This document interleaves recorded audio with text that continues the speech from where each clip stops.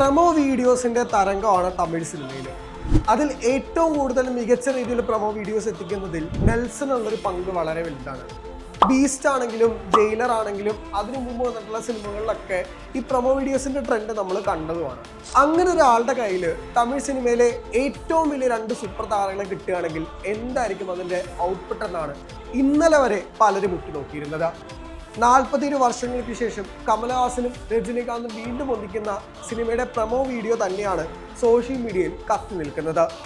ഏറ്റവും കൂടുതൽ ആളുകൾ ഉറ്റുനോക്കിയിരുന്നത് ഇവരെ ഏത് റേഞ്ചിൽ പ്രസന്റ് ചെയ്യുമെന്ന് തന്നെയാണ്. വിജയും ശിവകാർത്തികേയനെയും രജനികാന്തിനെയും നയൻതാരയും ഒക്കെ മികച്ച രീതിയിൽ പ്രസന്റ് ചെയ്യുന്നതിൽ നെൽസൺ വഹിച്ച പങ്ക് വളരെ വലുതാണ്.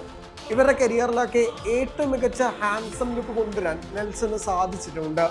അങ്ങനെ ഒരു ഡയറക്ടറിന്റെ കയ്യിൽ ഈ 2 താരങ്ങളും എങ്ങനെയായിരിക്കും ഒരു ചെറിയ ഗ്ലിംസിൽ പ്രസന്റ് ചെയ്യുക എന്നുള്ള എക്സൈറ്റ്മെന്റും ആരാധകർക്കുണ്ടായിരുന്നു. അക്ഷരാർത്ഥത്തിൽ അനിരുദ്ധിന്റെ മ്യൂസിക്കിൽ അത് പീക്കാകുകയാണ് ചെയ്തത്. 1975 മുതൽ 79 വരെയുള്ള കാലയളവിൽ 21 സിനിമകളാണ് രജനികാന്തും കമലഹാസനും ഒരുമിച്ച് ചെയ്തത്. അതിൽ തമിഴ്, തെലുങ്ക്, മലയാളം, കന്നഡ എന്നീ സിനിമകളുണ്ട്. പിന്നീട് അവർ രണ്ടുപേരും മ്യൂച്വലായി ഒരു തീരുമാനമെടുത്തു, ഇനി ഒരുമിച്ച് സിനിമ ചെയ്യില്ല എന്നുള്ളത്. ആ തീരുമാനം 47 വർഷത്തേക്ക് നീണ്ടു.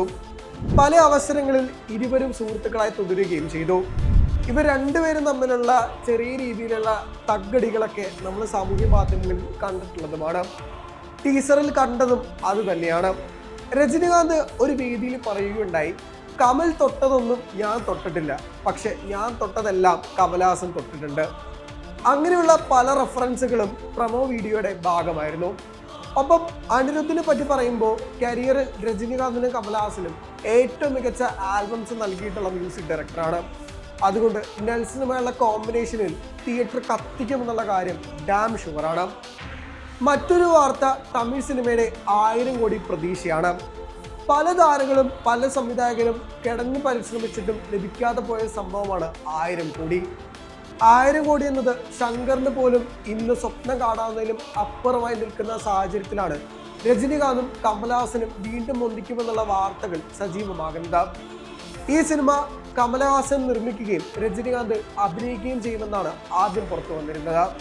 എന്നാൽ ഇത് ആര് സംവിധാനം ചെയ്യുമെന്ന ചോദ്യങ്ങൾ അപ്പോൾ ഏവരും ഉറ്റുനോക്കിയിരുന്നു. ലോകേഷിന്റെ പേരാണ് ഏറ്റവും കൂടുതൽ ആളുകൾ പറഞ്ഞു കേട്ടത്. എന്നാൽ പ്രൊമോ വീഡിയോ കണ്ടപ്പോൾ നറുക്ക് നെൽസന് വീഴുകയും ചെയ്തു. കൊളംബോ കോകിലിൽ നിന്നും കരിയർ ആരംഭിച്ച് പിന്നീട് ഡോക്ടർ, ബീസ്റ്റ്, ജയിലർ എന്നീ സിനിമകളാണ് നെൽസൺ ഇതിനു മുമ്പായി ചെയ്തത്.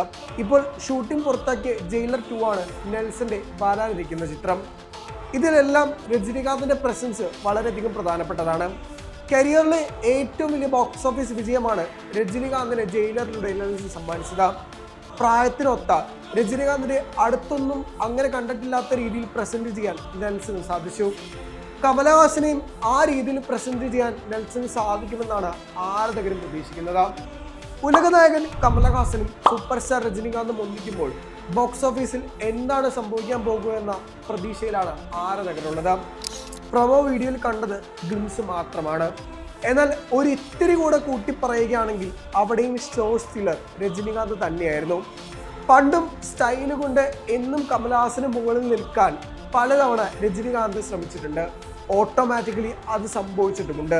ടീസറിൽ ഏറ്റവും കൂടുതൽ ആളുകൾ ഉറ്റുനോക്കിയതും രജനികാന്തിലേക്ക് തന്നെയാണ്. ഒരാൾ മാസാണെങ്കിൽ മറ്റേ ക്ലാസ് ആണ്, അത് എല്ലാവർക്കും അറിയാം. പക്ഷെ ഏറ്റവും കൂടുതൽ ആളുകൾ ഉറ്റുനോക്കുന്നത് ഈ 2 പേരും തമ്മിലുള്ള കോമ്പിനേഷൻ സീനിലേക്ക് വേണ്ടി തന്നെയാണ്.